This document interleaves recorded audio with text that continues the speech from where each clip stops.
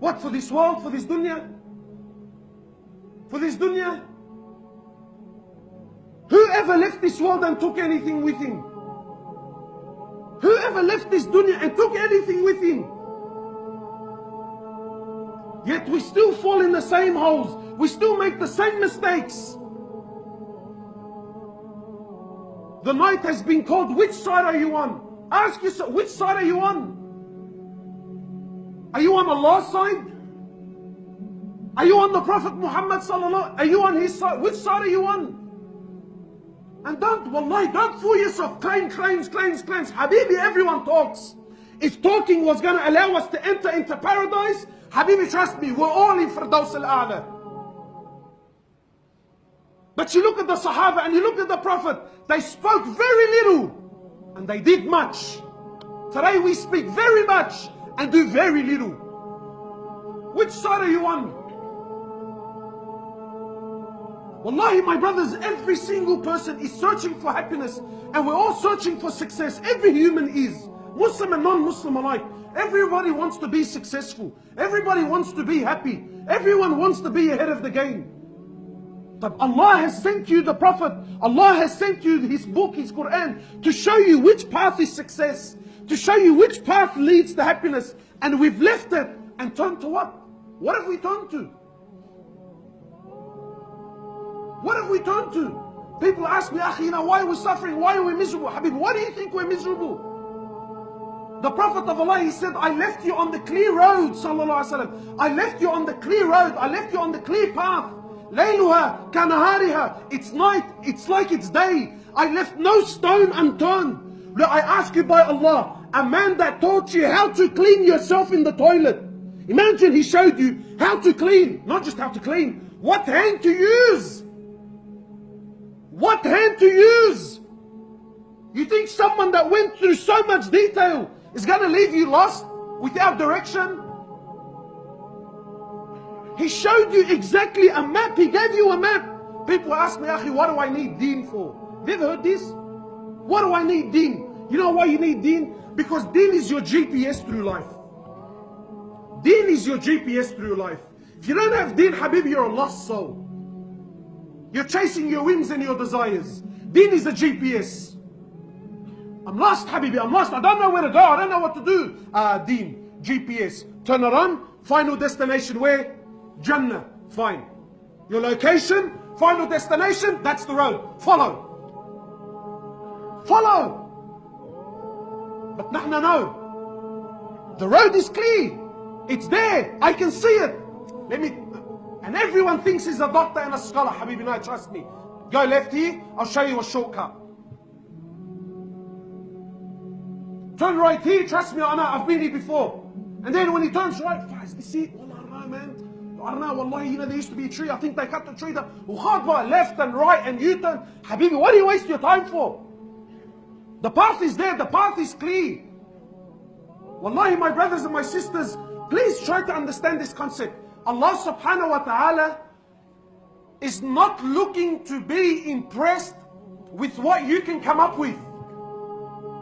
You know, sometimes people think that, you know what? That look, I know that that's the path, but I want to impress Allah subhanahu wa ta'ala and I want to do something else. Or I want to do something extra. Allah is not impressed with this. And Allah subhanahu wa ta'ala is not looking for that. Allah subhanahu wa ta'ala made it very clear. This is my path. This is my road and this is my Prophet. And you will only success if you follow his road.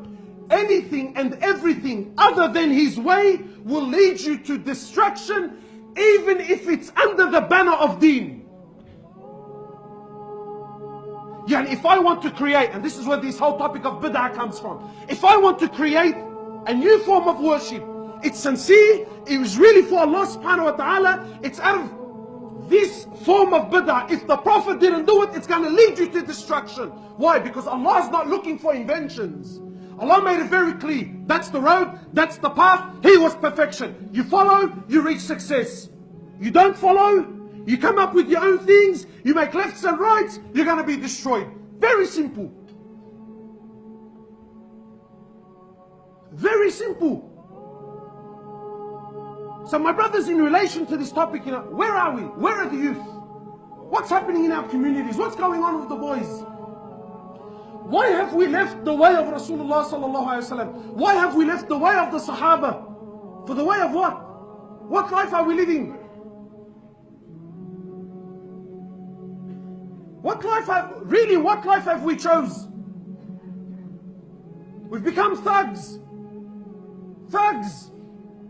And not gangsters. Someone warned me. He said to me, brother, don't call them gangsters. I said, what do you? He said to me, call them pranksters, because that's what they are. You call him a gangster, even though you're addressing the issue, but deep down in his heart, he feels, see? So he acknowledges I'm a gangster. Habibi, you're a prankster, that's what you are. You're a prankster. You choose a life other than the life. And listen, please try to understand. Don't think a gangster is someone that gets tattoos and sells drugs. La Habibi, wallahi, there are people with beads and they pray in the masjid and their fathers and they're 60 and 70 years of age and he's a bigger gangster than the gangster on the street. A gangster is someone, a prankster. A prankster is someone that oppresses. A prankster is someone that leaves the way of Rasulullah sallallahu alayhi wasallam. He's a prankster. But my brothers, what have we left? We left the way of Rasulullah sallallahu alayhi wasallam for the life of whom? For the life of whom? What are we following? What's happening in our community? What's happening in our community? There's a death on a weekly basis. A death on a weekly basis now. And who's killing who? Don't you understand? When you leave the way of Rasulullah sallallahu alaihi wasallam, people tell me, brother, look at what kafar. Habibi, never mind what kafar are doing to you. Allah Himself will destroy you. When you leave the manhaj, when you leave the way, when you leave the path, Allah will destroy. Never mind what kafar are doing. Allah Himself will destroy you through your own actions. Through your own actions. We've left the way of Rasulullah sallallahu alaihi wasallam for who? Let's be honest. For the way of Fir'aun. Is that what we're doing? Whose side are you on? Are you on the Prophet's side or are you on Fir'aun's side? And the youth and my brothers and my sisters, wallahi, I see the love we have for this love. This life, bro, we glorify it so much. Far, did you see? Far, did you hear? Brother, you see what he's driving? Do you see what he's wearing? We love it, brother. What do you love about it? What do you love about it? You choose the life of the prophets, you will have the ending of the prophets. But if you choose the life of Fir'aun, by Allah, you will have the fate and you will have the end of Fir'aun.